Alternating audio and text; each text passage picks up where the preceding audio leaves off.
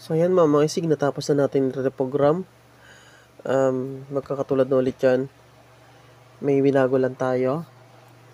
Hindi na siya yung default frequency. So ipapako na po siya at ipapapa-ship na ulit pabalik kay Idol. Time check. Alas 2 na po. Madaling araw. Ngayon lang po natapos. Yan. Once again, maraming salamat, Idol. Sa mga gusto po magpa-program, available tayo. PM nyo lang po ako. Po-program natin. Ito pala mga isig ay, ulitin natin. Ang model nito, WLN KDC 51T. At yung isa ay WLN KDC 51 lang, walang T. So, ito parehas to. WLN KDC 51 T. Okay.